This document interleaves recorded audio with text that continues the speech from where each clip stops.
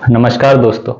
कुछ समय पहले एक इमेज वायरल हुई थी जो आप स्क्रीन पर देख सकते हैं। ये इमेज बताती है कि 2 फरवरी 1835 को लॉर्ड मैकॉले ब्रिटिश पार्लियामेंट में एक स्पीच देते हैं जिसमें वो इंडियन कल्चर और एजुकेशन को ग्लोरीफाई करते हैं। वो कहते हैं कि वो सारा इंडिया घूम चुके हैं पर यहाँ इतनी वेल्थ है कि उन्हें एक भी चोर या भिखारी नहीं दिखा।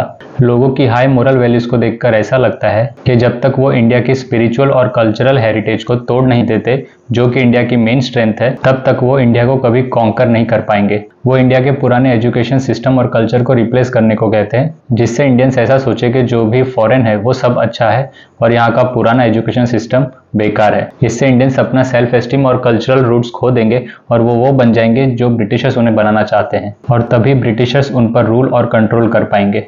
2014 में भी पाकिस्तान के former prime minister Imran Khan अपने एक ट्वीट में ये इमेज शेयर करते हैं। तो अब हम ये देखेंगे कि इस बात में कितनी सच्चाई है। सबसे पहले मैकॉले ने ये स्पीच 2 फरवरी 1835 को ब्रिटिश पार्लियामेंट में दी थी, पर 1834 से 1838 तक लॉर्ड मैकॉले इंडिया में थे। एक्चुअली वो दिसंबर 1834 में ही इंडिया आए थे और सुप्रीम काउंसिल ऑफ इंडिया में 5 साल तक रहे, और 2 फरवरी 1835 को कलकत्ता में वो अपना minute on Indian education submit करते हैं। तो वो ब्रिटिश पार्लियामेंट में कैसे एड्रेस कर सकते थे। और उनके ये जो वर्ड्स हैं, I have travelled across the length and breadth of India, ये कहीं भी उनके मिनट ऑफ इंडियन एजुकेशन में नहीं है। फिर बात करें अगर हम हैंसर्ड्स की, जहां पर आप 1802 के बाद सभी ब्रिटिश पार्लियामेंट्री रिकॉर्ड्स चेक कर सकते हैं, तो वहां भी 2 फरवरी 1835 के कोई रिकॉर्ड्स नहीं है। और जब हम उनकी मिनट ऑन इंडियन एजुकेशन पढ़ते हैं, तब भी हम यही पता चलता है कि वो सभी तरह से वेस्टर्न एजुकेशन को ही सुपीरियर मानते थे। वो इंग्लिश लैंग्वेज को ही ज्यादा इंपॉर्टेंस दे रहे थे और चाहते थे कि इंडिया में एजुकेशन अब से इंग्लिश लैंग्वेज में ही हो। और जो इंडिया की नेटिव लैंग्वेजेस थी जैसे कि संस्कृत और पर्शियन, वो उनकी नज़र में इंग्लिश लैंग्वेज जितनी इंपॉर्टेंट नहीं थी। उनका मानना था कि दुनिया में सबसे ज़्यादा इंफॉर्मेशन और नॉलेज इंग्लिश लैंग्वेज में अवेलेबल है, तो इंडिया में इंग्लिश लैंग्वेज इम्पोज करने से ज़्यादा लोग इस नॉलेज और इन्फॉर्मेशन को एक्सेस कर पाएंगे। दरअसल वो इंसानों की एक ऐसी क्लास बनाना चाहते थे जो कि ब्लड और कलर में तो इंडियन हो, पर जिसकी सोच और समझ, टेस्ट, मोरल्स, ओपिनियंस, ये सब ब्रिटिशर्स के जैसे हो। और एंड में वो ये तक कह देते हैं कि वो उन बुक्स को प्रिंट करने में पैसा बर्बाद कर रहे हैं जो बिल्कुल लॉजिकल नहीं है, जिनका कोई मतलब ही नहीं है। तो ये सभी रेफरेंसेस उनके स्पीच से कॉन्ट्रडिक्ट करते हैं। तो इससे यही पता चलता है कि इंडिया को लेकर जो उनके रिमार्क्स थे, जो इस फोटो में बता रहे हैं, वो सभी फेक हैं। और जरा आप ही सोच कर देखिए, वो कह रहे हैं कि इंडिया में उन्हें एक भी भिखारी या चोर नहीं दिखा, और वो भी 1835 में, जब ऑलरेडी ब्रिटिशर्स इंडिया को काफी लूट चुके थे। और वो ये भी कह रहे हैं कि उन्हें नहीं लगता कि वो इंडिया को कभी कॉन्कर कर पाएंगे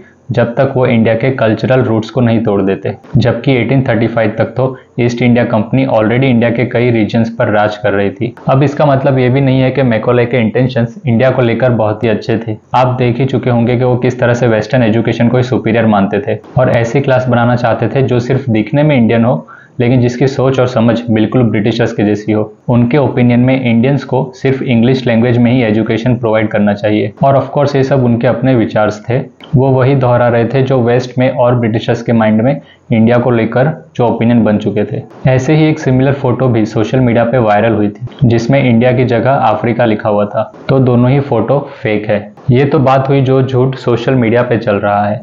अब हम बात करेंगे कि इंडिया का पुराना एजुकेशन सिस्टम किस तरह से चेंज हुआ और किस तरह से वेस्टर्न एजुकेशन सिस्टम स्टार्ट हुआ, और साथ ही साथ किस तरह से इंग्लिश लैंग्वेज यहाँ के एजुकेशन सिस्टम में यहाँ की नेटिव लैंग्वेजेस को रिप्लेस कर देती है।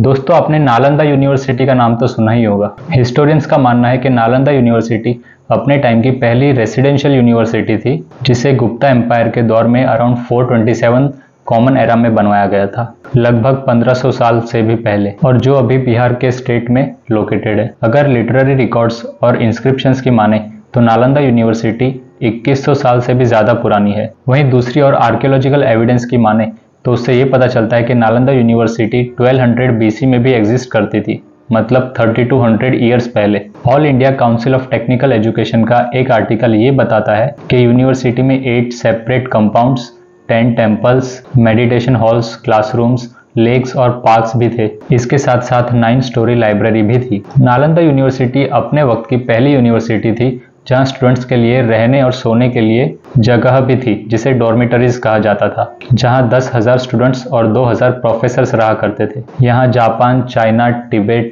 टर्की, पर्शिया, इंडोनेशिया, कोरिया और सेंट्रल एशिया से बहुत से students philosophy, logic, grammar, astronomy और मेडिसिन जैसे कई अलग अलग तरह के सब्जेक्ट्स पढ़ने आते थे। लेकिन 12th सेंचुरी 1193 एडी में एक इस्लामिक कॉन्करर बख्तियार खिलजी ने इस यूनिवर्सिटी को डिस्ट्रॉय कर दिया।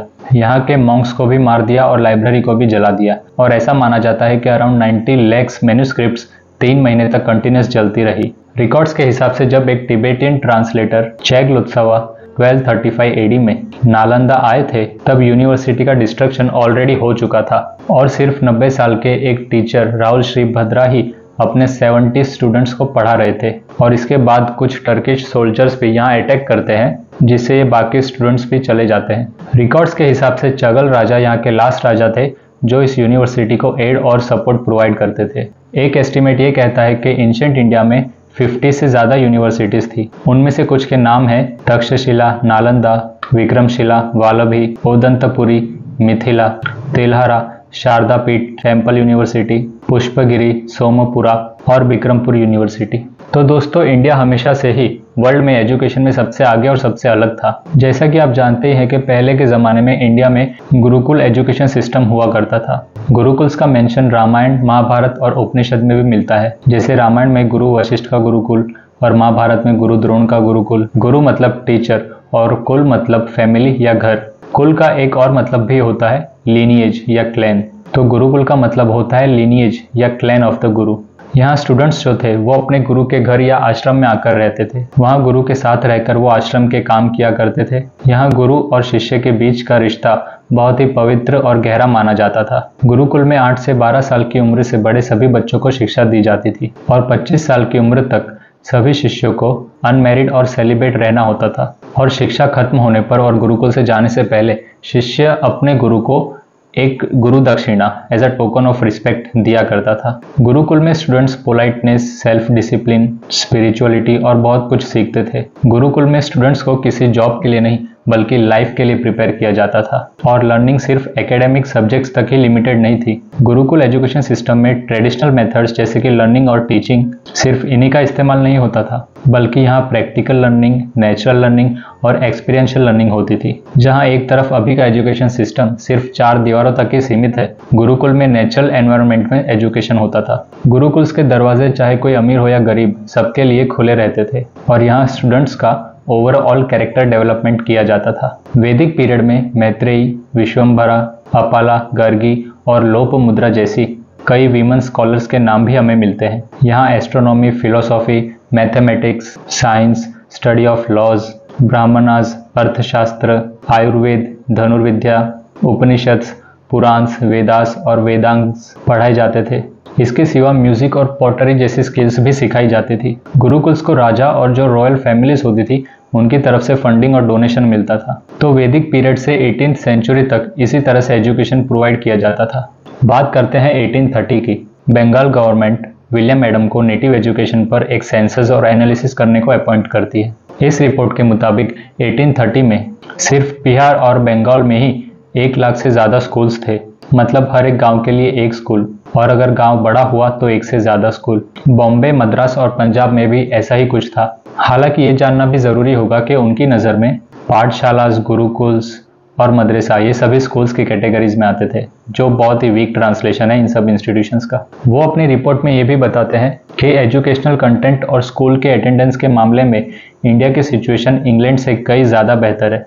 पढ़ाई कराने की जो मेथड है वो भी इंडिया में ज़्यादा सुपीरियर है और यहाँ के टीचर्स भी इंग्लैंड के टीचर्स करते बहुत ज़्यादा डेडिकेटेड है। सभी सब्जेक्ट्स के स्कॉलर्स को अलग अलग कैटेगरी में डिवाइड किया गया था, जैसे कि ब्राह्मण स्कॉलर्स, शूद्र स्कॉलर्स, वैश्य स्कॉलर्स, अदर कास्ट स्कॉलर्स और मुस्लिम स्कॉलर्स। स्कूल्स का टाइम सुबह 6 बजे से शाम को सनसेट होने तक रहता था। रीडिंग, राइटिंग और एरिथमेटिक जैसे मेन सब्जेक्ट्स हुआ करते थे। इन स्कूल्स में ब्राह्मण स्कॉलर्स का प्रोपोर्शन कम हुआ करता था और हायर स्टडीज जैसे कि disciplines of theology, metaphysics, ethics और स्टडी ऑफ लॉ ये सब ब्राह्मण स्कॉलर्स तक ही लिमिटेड थे। लेकिन एस्ट्रोनॉमी और मेडिकल साइंस जैसे सब्जेक्ट्स कोई भी बैकग्राउंड और कास्ट के स्कॉलर्स पढ़ सकते थे। और जो सर्जन्स थे, जिन्हें ब्रिटिशर्स बार्बर्स भी कहते थे, वो सर्जरी में बेस्ट थे। और ये मानना भी गलत नहीं होगा कि जो students theology, law, astronomy, medical science, metaphysics, ethics, poetry, literature, music और डांस जैसे सब्जेक्ट्स प्राइवेटली पढ़ रहे थे उनकी तादाद इन स्टूडेंट्स से कई ज़्यादा थी जो इन इंस्टीट्यूशंस में पढ़ रहे थे। Grammar, logic, law, astrology, literature, mythology, lexicology, medicine, Vedanta, Mimamsa, tantra, सामाख्य, ये सभी अलग अलग सब्जेक्ट्स की वैरायटी थी। और स्टूडेंट्स की उम्र और पढ़ाई का ड्यूरेशन कितना होगा ये सब्जेक्ट्स पे डिपेंड करता था। जैसे कि ग्रामर सब्जेक्ट 9 से 12 साल की उम्र के बाद स्टार्ट होता था। माइथोलॉजी और तंत्र विद्या 20 की उम्र के बाद। पढ़ाई का ड्यूरेशन नॉर्मली 7 से 15 साल तक का रहता था। और अगर बात करें टीचर्स के एज की तो वो सभी मोस्टली अपनी 30s में थे।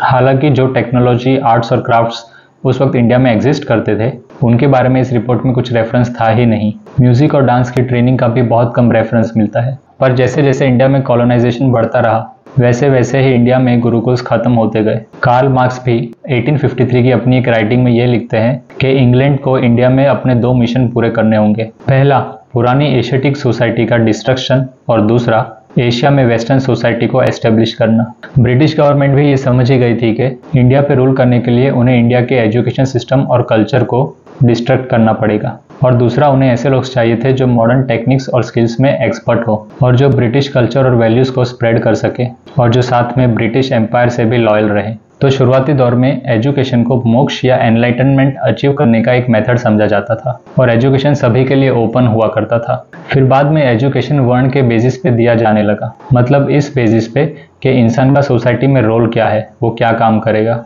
जैसे कि ब्राह्मणों को धर्म और स्क्रिप्चर्स का, क्षत्रियों को मिलिट्री और वॉरफेयर का, वैश्यास को ट्रेड, कॉमर्स और कुछ वोकेशनल कोर्स का और शूद्रास को कोई स्पेसिफिक काम करने की स्किल्स की नॉलेज और ट्रेनिंग दी जाती थी। पर 12th सेंचुरी के बाद से ही जैसे जैसे नॉर्थ इंडिया में इनोवेशंस बढ़ रहे थे वैसे वैसे ही गुरुकुल एजुकेशन सिस्टम भी डिक्लाइन होते गया। मुगल रूलर्स आने के बाद इस्लामिक एजुकेशन भी बढ़ने लगा था। मदरसास और मकतब भी एस्टेब्लिश होने लगे थे जहां ग्रामर, फिलोसॉफी और मैथमेटिक्स जैसे सब्जेक्ट सिखाए जाते थे। फिर बाद में अकबर के रूल में इंडियन एजुकेशन सिस्टम में मेडिसिन, एग्रीकल्चर, ज्योग्राफी और दूसरी लैंग्वेजेस और रिलीजन्स के कोर्सेज भी पढ़ाए जाने लगे। इसी दौर में प्राइवेट ट्यूशंस भी कहीं कहीं पर स्टार्ट होने लगे थे क्योंकि स्टेट पब्लिक एजुकेशन सिस्टम में इन्वेस्ट करने से फेल हो रहा था। लेकिन फिर जब ब्रिटिशर्स इंडिया में आए तो उन्हें 2 मेजर प्रॉब्लम्स का सामना करना पड़ा। पहला, इंडियंस के साथ कम्युनिकेशन का और दूसरा, उन्हें अपनी कंपनी के लिए क्लर्क्स और वर्कर्स की बहुत ज़्यादा ज़रूरत थी।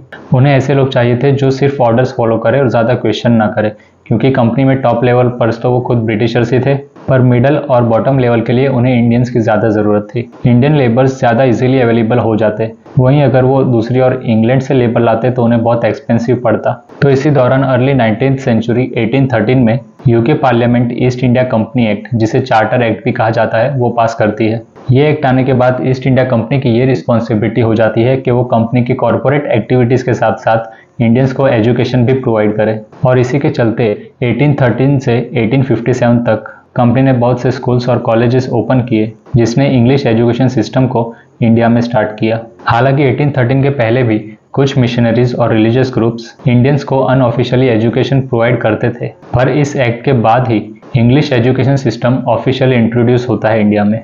इस एक्ट के अंडर कंपनी को हर साल 1 लाख रुपए इंडियंस के लिटरेचर और नॉलेज को इम्प्रूव करने के लिए इन्वेस्ट करने होते थे, मतलब कि इंडियंस को एजुकेशन प्रोवाइड करने में इन्वेस्ट करने होते थे। और इस तरह से पहली बार इंडिया में वेस्टर्न नॉलेज, कल्चर और लिटरेचर की शुरुआत होती है। चार्टर एक्ट 1813 में पास तो हो गई, पर अब प्रॉब्लम ये थी कि कंपनी के कुछ ऑफिसर्स ऐसा मानते थे कि यहाँ पे एजुकेशन यहाँ की नेटिव लैंग्वेजेस में ही प्रोवाइड करना चाहिए, जैसे कि संस्कृत और पर्शियन। लेकिन कुछ ऑफिसर्स ऐसा मानते थे कि यहाँ का एजुकेशन ओनली इंग्लिश लैंग्वेज में ही प्रोवाइड करना चाहिए। तो यहाँ का एजुकेशन सिस्टम जानने के लिए 1822 में एक सर्वे भी कंडक्ट होता है, जिससे ये पता चलता है कि बंगाल प्रेसिडेंसी में करीब 1 लाख स्कूल थे और मद्रास प्रेसिडेंसी में ऐसा एक भी गांव नहीं था जहां एक भी स्कूल ना हो, और बॉम्बे प्रेसिडेंसी में जहां का पॉपुलेशन 100 से ज़्यादा हो वहाँ भी स्कूल हुआ करते थे। यहाँ सभी कास्ट के स्टूडेंट्स और टीचर्स थे, जिसमें से 7 से 48% ब्राह्मण टीचर्स और 18 से 78% अदर कास्ट के टीचर्स थे, और सभी स्टूडेंट्स को उनकी मदर टंग में ही एजुकेशन प्रोवाइड किया जाता था। 1823 में एक general committee of public instruction बनती है, जिसका मेन एम कंपनी को एजुकेशन के मैटर में गाइड करना होता है। तो जो ओरिएंटलिस्ट थे उनका ये मानना था कि यहाँ पर एजुकेशन यहाँ की नेटिव लैंग्वेजेस जैसे कि संस्कृत और पर्शियन उसी लैंग्वेज में प्रोवाइड करना चाहिए। वहीं दूसरी ओर जो एंग्लिसिस्ट थे उनका मानना था कि यहाँ का एजुकेशन इंग्लिश लैंग्वेज में ही होना चाहिए। 1824 तक तो जो ओरिएंटलिस्ट थे, जिनका मानना था कि यहाँ पर एजुकेशन यहाँ की नेटिव लैंग्वेजेस में होना चाहिए, उनके नंबर ज़्यादा थे। और इसी कन्फ्लिक्ट के चलते इंडियन एजुकेशन सिस्टम कुछ टाइम तक कुछ खास डेवलप नहीं कर पाया। तो फंड्स को कैसे डाइवर्ट किया जाए, किस लैंग्वेज में एजुकेशन प्रोवाइड किया जाए, मोड ऑफ एजुकेशन क्या रहेगा, इन सब प्रॉब्लम के सॉल्यूशन के लिए टी.बी. मैकॉले को इंडिया बुलाया जाता है। लॉर्ड मैकॉले 1834 में इंडिया आते हैं और 1835 में अपना minute on Indian education submit करते हैं। मैकॉले अपने मिनट ऑन इंडियन एजुकेशन में यही बताते हैं कि एक ब्रिटिश गवर्नमेंट का मेन एम है यूरोपियन लिटरेचर और साइंस को इंडिया में स्प्रेड करना। तो जो भी फंड्स एजुकेशन के लिए दिए जा रहे हैं वो इंग्लिश लैंग्वेज में एजुकेशन के लिए ही यूज़ करने चाहिए। और उनकी ये minute on education he Indian education की पॉलिसी, मीडियम, मीन्स और एम डिसाइड करती है। उनका ये मानना था कि इंडिया में एजुकेशन इंग्लिश लैंग्वेज में ही होना चाहिए और साथ में करिकुलम भी वेस्टर्न कल्चर पे बेस्ड होना चाहिए। बल्कि वो अपने मिनट ऑन इंडियन एजुकेशन में ये भी लिखते हैं कि a single shelf of good European library was worth the whole native library of India and Arabia. British East India company के governor general lord William Bentinck भी उनकी इस बात से सहमत थे। जो 1 lakh British East India company हर साल इंडियन एजुकेशन को इम्प्रूव करने में लगाती थी, विलियम बेंटिंक भी उस फंड्स को रिएलोकेट करना चाहते थे। तो इसी दौरान 1835 में काउंसिल ऑफ इंडिया में इंग्लिश एजुकेशन एक्ट 1835 पास होती है। इस एक्ट के अकॉर्डिंग अब से हायर एजुकेशन सिर्फ इंग्लिश लैंग्वेज में ही होगा और टेक्स्ट बुक्स भी सारी इंग्लिश लैंग्वेज में ही प्रिंट होंगी। इससे जो स्कूल्स और कॉलेजेस संस्कृत और पर्शियन लैंग्वेज में पढ़ाते थे, उन्हें सपोर्ट जो ऑलरेडी इस एक्ट के पहले बहुत कम था वो और भी ज़्यादा कम हो जाता है। और इसके बाद में तो सारी फंडिंग और सपोर्ट भी बंद हो जाता है। और साथ ही साथ जो इंस्टीट्यूशंस इंग्लिश लैंग्वेज में पढ़ाते थे उन्हें ईस्ट इंडिया कंपनी की तरफ से फंड्स और सपोर्ट मिलने लगता है। एक और बात थी कि मैकॉले का मिनट ऑन इंडियन एजुकेशन ये भी प्रॉमिस करता था कि वो गवर्नमेंट को English educated government servants provide करेगा और वो भी चीप और कैपेबल। और फिर धीरे धीरे इंडिया 2 क्लासेस में बढ़ जाता है, इंग्लिश नोइंग क्लास और नॉन इंग्लिश नोइंग क्लास। अब इंग्लिश लैंग्वेज इम्पोज करने से ये भी प्रॉब्लम हुई कि इंडियंस बहुत ज़्यादा थे और ब्रिटिशर्स बहुत कम। तो इतने कम ब्रिटिशर्स इतने सारे इंडियंस को एजुकेशन कैसे प्रोवाइड कर सकते थे। दूसरी ओर उन्हें मास एजुकेशन के लिए फंड्स भी बहुत कम मिल रहे थे। इस प्रॉब्लम को सॉल्व करने के लिए वो डाउनवर्ड फिल्ट्रेशन मेथड यूज़ करते हैं। मतलब स्टार्टिंग में वो सिर्फ अपर और मिडिल क्लास इंडियंस के एक स्मॉल सेक्शंस को एजुकेशन प्रोवाइड करेंगे और फिर ये एजुकेटेड इंडियंस मास एजुकेशन प्रोवाइड करेंगे। वो ऐसे इंडियंस बनाना चाहते थे जो उनके और इंडियंस के बीच इंटरप्रेटर्स मतलब ट्रांसलेटर्स का काम करे। और साथ ही साथ ब्रिटिश रूलर्स को कॉमर्स और एडमिनिस्ट्रेशन के लिए एजुकेटेड एम्प्लॉयज़ भी चाहिए थे। तो जो Indians higher class English medium से पढ़ते थे, ब्रिटिशर्स उन्हें गवर्नमेंट सर्विसेज में हायर पोस्ट की जॉब देते थे, जिससे कि वो इनडायरेक्टली और दूसरे लोगों को भी गवर्नमेंट के खिलाफ जाने से रोक सके। 1836 में लॉर्ड मैकॉले अपने फादर को एक लेटर लिखते हैं जो आप स्क्रीन पर देख सकते हैं। इसमें वो ये लिखते हैं कि इंडिया में इंग्लिश स्कूल्स को बहुत ही अच्छी सफलता मिल रही है।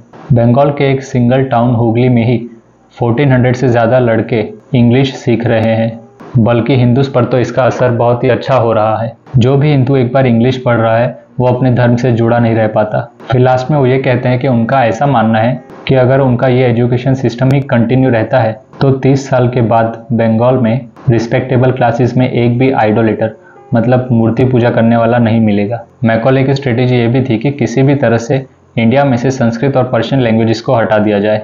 इसीलिए 1837 में कोर्ट्स में इंग्लिश लैंग्वेज को भी ऑफिशियल कर दिया जाता है और 1844 में भी हाई गवर्नमेंट पोस्ट्स को इंडियंस के लिए ओपन कर दिया जाता है। 1857 की वॉर ऑफ इंडिपेंडेंस के बाद लॉज और भी ज़्यादा स्ट्रिक्ट हो जाते हैं। अब नए लॉज के हिसाब से जो भी गुरुकुल संस्कृत या किसी रीजनल लैंग्वेजेस में पढ़ाया करते थे उन्हें इलीगल डिक्लेयर कर दिया गया और ऐसे गुरुकुल्स को चलाना भी एक पनिशेबल ऑफेंस बन गया। इससे इंडिया में लाखों गुरुकुल्स बंद हो गए और गुरु, आचार्य और शिष्य जो इन गुरुकुल्स के हिस्से थे उन्हें या तो जेल में बंद कर दिया गया या लॉ डिसोबे करने के लिए मार दिया गया। साथ ही साथ ब्रिटिश गवर्नमेंट क्रिश्चियन मिशनरीज को भी फंड्स और सपोर्ट प्रोवाइड करने लगते हैं और इसी तरह आगे चलकर कलकत्ता में पहली कॉन्वेंट स्कूल एस्टेब्लिश होती है। इंडियन गवर्नमेंट सर्वेंट्स के लिए भी ये मैंडेट हो जाता है कि वो अपने बच्चों को कॉन्वेंट स्कूल में ही भेजें और साथ ही साथ इंग्लिश एजुकेशन की वजह से जॉब और फाइनेंशियल सिक्योरिटी भी मिलने लगी। तो ज़्यादा से ज़्यादा लोग अपने बच्चों को इंग्लिश लैंग्वेज में ही एजुकेशन प्रोवाइड कराने लगे। अब 1854 में एजुकेशन सिस्टम में एक नया बदलाव आता है। ईस्ट इंडिया कंपनी के बोर्ड ऑफ कंट्रोल के प्रेसिडेंट चार्ल्स वुड उस टाइम के governor general of India Lord Dalhousie को एक फॉर्मल लेटर भेजते हैं जिसे वुड्स डिस्पैच भी कहा जाता है। इस लेटर में वो ये सजेस्ट करते हैं कि प्राइमरी स्कूल्स में एजुकेशन यहाँ की नेटिव लैंग्वेजेस में होना चाहिए, हायर स्कूल्स में नेटिव लैंग्वेजेस के साथ साथ इंग्लिश लैंग्वेजेस में होना चाहिए, और कॉलेज और यूनिवर्सिटीज़ में इंग्लिश ही एजुकेशन की प्राइमरी लैंग्वेज होनी चाहिए। इससे English education, specially female education, उसका ज़्यादा ग्रोथ देखने को मिलता है इंडिया में, जो पहले बहुत कम था। उनका ज़्यादा फोकस फीमेल एजुकेशन और वोकेशनल ट्रेनिंग पर था, और साथ ही साथ में उनके इस लेटर ने डाउनवर्ड फिल्ट्रेशन मेथड को भी रिजेक्ट कर दिया। हालांकि इसके पीछे उनका यही मानना था कि इंग्लिश एजुकेशन से इंडियंस का इंटेलेक्चुअल और मोरल कैरेक्टर डेवलपमेंट होगा और बदले में ईस्ट इंडिया कंपनी को ट्रस्टेड सर्वेंट्स मिलेंगे। अब ये जो वुड्स डिस्पैच था, ये प्रॉपरली इम्प्लीमेंट हुआ है या नहीं, ये जानने के लिए 1882 में इंडियन एजुकेशन कमीशन बनता है, जिसके चेयरमैन होते हैं विलियम हंटर। इसे हंटर कमीशन भी कहा जाता है, और इसका मेन एम इंडिया में एजुकेशन की करंट कंडीशन क्या है और स्पेशली प्राइमरी एजुकेशन सिस्टम की कंडीशन क्या है वो जानना था, और साथ ही साथ में उसे इम्प्रूव करने के लिए सजेशंस भी देना था। इस कमीशंस के कुछ रिकमेंडेशंस भी थे, जैसे कि lower level of government jobs के लिए लिटरेट कैंडिडेट्स को प्रीफर करना, बैकवर्ड डिस्ट्रिक्ट्स में प्राइमरी स्कूल्स का एक्सपांशन, और जो फंड्स रूरल स्कूल के लिए थे अगर अर्बन स्कूल्स के लिए मिसयूज हो रहे हैं तो उन्हें स्टॉप करना। कमीशन का ये भी रिकमेंडेशन था कि प्राइवेट पार्टीज गवर्नमेंट फंड से सेकेंडरी स्कूल्स ओपन करें, और इसके चलते ही मिशनरी स्कूल्स का प्रोहिबिशन और प्राइवेट स्कूल्स में इंडियंस के पार्टिसिपेशन को एनकरेज किया गया। बात करते हैं 1931 की, जब गांधी जी लंदन में एक कॉन्फ्रेंस में ये स्पीच देते हैं, the beautiful tree of education was cut down by you British, therefore today India is far more illiterate than it was 100 years ago। अब ये बात फिलिप हार्तोग को चुभ जाती है, जो कि वहाँ के पार्लियामेंट के मेंबर होते हैं। वो गांधी जी को अपने स्टेटमेंट को प्रूफ करने को कहते हैं, और अगर नहीं कर सके तो अपने शब्द वापस लेने को और माफ़ी मांगने को कहते हैं। गांधी जी के एक डिसिपल होते हैं श्री धर्मपाल, वो इस बात की सच्चाई का पता लगाने और गांधी जी की बात को साबित करने के लिए ब्रिटिश म्यूजियम जाते हैं और वहाँ अपनी वो रिसर्च कंडक्ट करते हैं, जिसे उन्होंने अपनी बुक द ब्यूटीफुल ट्री में लिखा है। उन्होंने इस बुक में ब्रिटिश एजुकेशन सिस्टम जो यहाँ था उसके बारे में डिटेल में लिखा है। मिस्टर बेल, एक क्रिश्चियन मिशनरी जो उस वक्त मद्रास में थे, वो इंडियन एजुकेशन सिस्टम को इंग्लैंड लेकर जाते हैं और वहाँ उसे इंट्रोड्यूस करते हैं। उसके पहले इंग्लैंड में सिर्फ रॉयल या एलाइट फैमिली के बच्चों को ही एजुकेशन मिलता था। इंडियन एजुकेशन सिस्टम को वहाँ ले जाने के बाद ही वहाँ मास एजुकेशन मिलने लगा। 1937 में एक वीकली मैगजीन हरिजन में गांधी जी अपना एक आर्टिकल पब्लिश करते हैं, और इस आर्टिकल के बेस पे वर्धा, जो कि एक जगह का नाम है महाराष्ट्र में, वहाँ पे ऑल इंडिया एजुकेशनल कॉन्फ्रेंस होती है, जिसके प्रेसिडेंट गांधी जी ही होते हैं। यहाँ कॉन्फ्रेंस में कुछ रिजोल्यूशंस पास होते हैं, जैसे कि नेशन वाइड 7 साल तक कंपलसरी और फ्री एजुकेशन प्रोवाइड किया जाएगा, और वो भी इंग्लिश लैंग्वेज में नहीं बल्कि जो नेटिव लैंग्वेजेस या मदर टंग है उनमें, और एजुकेशन को प्रोडक्टिव एक्टिविटीज और क्राफ्ट वर्क के साथ कंबाइन किया जाएगा। उनका ये मानना था कि क्राफ्टिंग स्किल्स को प्रमोट करने से स्टूडेंट्स सेल्फ सफिशिएंट बनेंगे और वर्क की वैल्यू भी समझेंगे। इस स्कीम में स्टूडेंट्स पढ़ने के साथ साथ काम भी करेंगे, जिससे एक सेल्फ सपोर्टिंग एजुकेशन सिस्टम बनेगा। मतलब स्टूडेंट्स जो भी प्रोडक्टिव काम कर रहे हैं, उनसे जो भी पैसा जनरेट होगा, उनसे उनका एजुकेशन का खर्चा भी निकल जाएगा और टीचर्स को फीस भी मिल जाएगी। ये रिजोल्यूशंस पास होने के बाद एक कमेटी बनती है, जिसके चेयरमैन होते हैं डॉक्टर जाकिर हुसैन, जिनका काम होता है इन रिजोल्यूशंस के बेस पे एक प्रैक्टिकल कोर्स बनाना। इन रिजोल्यूशंस के बेस पे एक नेशनल एजुकेशन प्लान बनता है, जिसे नई तालीम, बेसिक एजुकेशन या वर्धा स्कीम के नाम से भी जाना जाता है। और फिर बाद में इंडिपेंडेंस के बाद भी गवर्नमेंट का फोकस कभी भी गुरुकुल एजुकेशन सिस्टम को डेवलप करने में नहीं रहा। इंडिपेंडेंस के 75 ईयर्स के बाद भी एजुकेशन सिस्टम सेम का सेम है, पर इसे चेंज करने के लिए कुछ नहीं किया गया। और 1947 इंडिपेंडेंस के बाद भी इंग्लिश इंडिया की ऑफिशियल लैंग्वेज रह गई, लेकिन फिर भी फर्स्ट ऑफिशियल लैंग्वेज का दर्जा हिंदी को ही मिला। और 2011 के सेंसस के अकॉर्डिंग 10.6% इंडियंस इंग्लिश लैंग्वेज बोल सकते थे, लेकिन सिर्फ 0.02% इंडियंस की ही फर्स्ट लैंग्वेज इंग्लिश थी। अभी के एजुकेशन सिस्टम के बारे में बात करें तो ये एजुकेशन सिस्टम सभी को एक रेट रेस में इन्वॉल्व होने को एनकरेज करता है, जहां हर किसी को किसी न किसी के आगे जाना है। पर्सनालिटी और कैरेक्टर डेवलपमेंट, इथिकल ट्रेनिंग और मोरल कॉन्शियंस पे तो बात ही नहीं होती। एजुकेशन टोटली कमर्शियल और बिजनेस हो चुका है। एजुकेशन सिस्टम यूथ को एम्पावर करने की जगह सिर्फ एक मनी मेकिंग टूल हो गया है। 4 दीवारों में घंटों भर बैठकर पढ़ाई करने से स्टूडेंट्स में स्ट्रेस, एंग्जाइटी और डिप्रेशन पैदा हो रहे हैं। ना ही मेंटल और फिजिकल हेल्थ का इंपॉर्टेंस है और ना ही विजडम का। सिर्फ नॉलेज और फैक्ट्स को ही इंपॉर्टेंस दिया जाता है। हर किसी का सिलेबस सेम ही होता है, किसकी क्या कैपेबिलिटी है, क्या स्पेशलिटी है, इससे कोई फर्क ही नहीं पड़ता। और most of the learning theoretical होती है। स्टूडेंट्स की इंटेलिजेंस इस बात पे डिपेंड करती है कि वो कितना ज़्यादा डेटा, इंफॉर्मेशन और फैक्ट्स को मेमोराइज कर सकते हैं। Education system totally rank base हो चुका है और इसके साथ साथ ओवर एम्बिशियस पेरेंट्स भी इस सिस्टम का हिस्सा बन जाते हैं, जिन्हें लगता है कि एकेडमिक परफॉर्मेंस ही उनके बच्चों के नॉलेज और इंटेलिजेंस को रिप्रेजेंट करता है। आप ये जानते होंगे कि किस तरह से हमें बचपन से ही फैमिली और रिलेटिव से ट्रेनिंग मिलती है कि अगर मार्क्स खराब आए तो रिजल्ट खराब, और अगर रिजल्ट खराब तो ज़िंदगी खराब। बचपन से स्टूडेंट्स मार्क्स की रेस में उतर जाते हैं और इसलिए एग्जाम में चीटिंग भी होती है। 2021 में लर्निंग स्पाइरल, जो कि एक ऑनलाइन एग्जाम सॉफ्टवेयर है, उसके सर्वे के अकॉर्डिंग 73% यूनिवर्सिटी स्टूडेंट्स ने एडमिट किया कि उन्होंने चीटिंग की है। स्टूडेंट्स का मेन एम ही कुछ भी करके अच्छे मार्क्स से एग्जाम को क्लियर करना होता है। और स्टूडेंट्स और टीचर्स के बीच का रिलेशन तो आप जानते ही होंगे। जो टीचर्स है वो ये जानते होंगे कि उन्हें कितनी रिस्पेक्ट मिलती है, जो स्टूडेंट्स है वो ये भी जानते होंगे वो अपने टीचर्स को कितना रिस्पेक्ट करते हैं। एजुकेशन का मतलब लर्निंग नहीं, सिर्फ मेमोराइजेशन ऑफ फैक्ट्स रह गया है। इससे कई स्टूडेंट्स तो इतने ज़्यादा डिप्रेस्ड हो जाते हैं कि वो सुसाइड कमिट कर लेते हैं। एनसीआरबी के डेटा के अकॉर्डिंग 2021 में 13,089 स्टूडेंट्स ने सुसाइड कमिट किया, जबकि 2020 में ये नंबर 12,526 था, जिसमें सबसे ज़्यादा स्टूडेंट्स महाराष्ट्र के थे, जिनका नंबर था 1,834। इंडिया में हर घंटे में एटलीस्ट एक स्टूडेंट सुसाइड कमिट करता है और हर रोज़ करीबन 28 सुसाइड्स रिपोर्ट होते हैं। एक रिपोर्ट ये कहती है कि लास्ट 25 ईयर्स में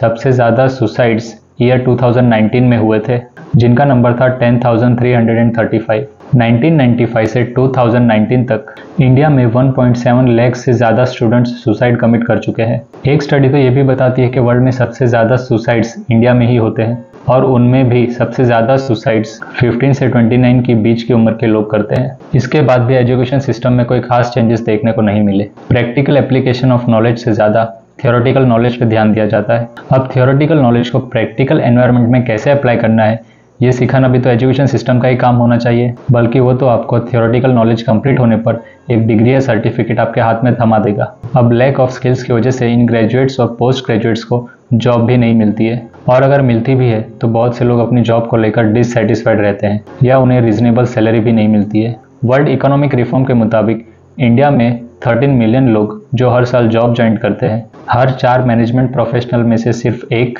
5 इंजीनियर्स में से सिर्फ एक और 10 ग्रेजुएट्स में से सिर्फ एक ही ग्रेजुएट एम्प्लॉयबल है, मतलब कि अपने काम करने के काबिल है। एक रिपोर्ट कहती है कि इंडिया में 2 मिलियन ग्रेजुएट्स और 0.5 मिलियन पोस्ट ग्रेजुएट्स अभी भी अनएम्प्लॉयड हैं। और तो और जितने भी ग्रेजुएट्स हैं उनमें से 47% ग्रेजुएट्स तो इंडस्ट्री में किसी भी रोल के लिए काबिल नहीं है। एक प्रॉब्लम ये भी है कि एजुकेशन सिस्टम लोगों में इतना कॉन्फिडेंस बिल्डअप नहीं कर पाता कि लोग अपने दम पर कोई काम करके पैसा कमा सके, क्योंकि एंटरप्रेन्योरशिप तो सिर्फ किसी बुक का एक चैप्टर ही होगा, लेकिन रियल लाइफ में उसे कैसे अडॉप्ट करना है इसके बारे में कभी बताया नहीं। बचपन से ही यही सिखाया जाता है कि अच्छी पढ़ाई करो तो अच्छी जॉब मिलेगी। स्टूडेंट्स को जॉब के लिए ही प्रिपेयर किया जाता है। कितने लोग तो प्राइवेट जॉब में इनसिक्योरिटी की वजह से गवर्नमेंट जॉब्स की लाइन में लगे हैं। Department of personal and training की एक रिपोर्ट के मुताबिक 2014 से 2022 तक 22 करोड़ लोगों ने गवर्नमेंट जॉब के लिए अप्लाई किया था, जिनमें से सिर्फ 7.22 लाख लोगों को ही गवर्नमेंट जॉब मिली है। और एक सच ये भी है कि एजुकेशन सिस्टम अब एक बिजनेस बन चुका है। कुछ प्राइवेट स्कूल तो स्टूडेंट्स को फोर्स करती है कि यूनिफॉर्म, शूज़ और बुक्स भी स्कूल से ही खरीदें। पेरेंट्स भी स्टूडेंट्स के एजुकेशन को लेकर कोई भी कॉम्प्रोमाइज़ नहीं करना चाहते और इसी वजह से स्कूल्स का एक्सप्लॉयटेशन चलते ही रहता है। हालांकि ये स्ट्रिक्ट गवर्नमेंट ऑर्डर भी है कि कोई भी स्कूल किसी भी पेरेंट्स या टीचर्स को फोर्स नहीं कर सकती कि वो उनके वहाँ से बुक खरीदे या उनके रिकमेंडेड स्टोर से ही बुक खरीदे। स्कूल सिर्फ उन्हें रिकमेंड कर सकती है, फोर्स नहीं। कुछ वक्त पहले इंडियन एक्सप्रेस में एक आर्टिकल भी आया था कि दिल्ली की कुछ प्राइवेट स्कूल्स पेरेंट्स को महंगी किताबें और यूनिफॉर्म खरीदने को फोर्स कर रही थी, जिसके चलते दिल्ली गवर्नमेंट ने 12 प्राइवेट स्कूल्स को नोटिस इश्यू किया और 6 स्कूल्स के अगेंस्ट इंक्वायरी भी ऑर्डर की। एक एस्टीमेट ये कहता है कि प्राइवेट स्कूल्स हर साल ये स्टडी मटेरियल और स्टेशनरी बेच के ऑन एवरेज 50 लाख तक कमा लेती है। इंडिया में एजुकेशन सेक्टर का वर्थ $117 बिलियन है, जिसका एस्टीमेट लगाया जा रहा है कि 2025 तक $225 बिलियन बन जाएगा। तो एक वक्त था वैदिक पीरियड जब एजुकेशन एक नेसेसिटी हुआ करता था और आज वो टोटली बिजनेस बन चुका है। मैकॉले ये भी मानते थे कि जो भी इंडिया की नेटिव लैंग्वेजेस है वो धीरे धीरे टोटल सब खत्म हो जाएंगी, पर आज भी मिनिस्ट्री ऑफ एजुकेशन के अकॉर्डिंग इंडिया में लगभग 400 से ज़्यादा लैंग्वेजेस बोली जाती हैं। तो यहाँ तो मैकॉले प्रेडिक्शन करने में फेल हो गए। पर हाँ, उन्होंने ऐसी क्लास ज़रूर बनाई है जो सिर्फ दिखने में इंडियन है, पर जिसकी सोच और समझ, टेस्ट, मोरल्स और ओपिनियंस सब कुछ इंग्लिश है। यहाँ तो वो सफल हो गए। आज भी इंडिया में बहुत से लोग इंग्लिश को ही as a first language use करते हैं। हालांकि आज भी इंडिया में इंग्लिश हाईएस्ट स्पोकन लैंग्वेज नहीं है, फिर भी इंग्लिश लैंग्वेज को लेकर बहुत ज़्यादा ही ऑब्सेशन है। मानते हैं कि इंग्लिश लैंग्वेज का इंपॉर्टेंस है क्योंकि आज वो एक ग्लोबल लैंग्वेज बन गई है, पर प्रॉब्लम तब आती है जब लोग उसे सोशल स्टेटस के साथ एसोसिएट करने लगते हैं। अगर कोई चाइनीज़ इंडिविजुअल चाइनीज़ में बात करे तो सही, रशियन पर्सन रशियन में बात करे तो भी सही, फ्रांस का बंदा फ्रेंच में बात करे तो भी सही, पर अगर कोई इंडियन हिंदी में बात करे तो उसका कोई स्टेटस ही नहीं होता। लोग कैरेक्टर से ज़्यादा लैंग्वेज पर ध्यान देते हैं। लोग कब ये समझेंगे कि मॉडर्नाइजेशन का मतलब वेस्टर्नाइजेशन नहीं होता। तो इसी के साथ हम वीडियो ख़त्म करते हैं। अगर आप कोई और टॉपिक सजेस्ट करना चाहते हैं तो नीचे कमेंट्स में बता सकते हैं। तो चलिए मिलते हैं नेक्स्ट वीडियो में।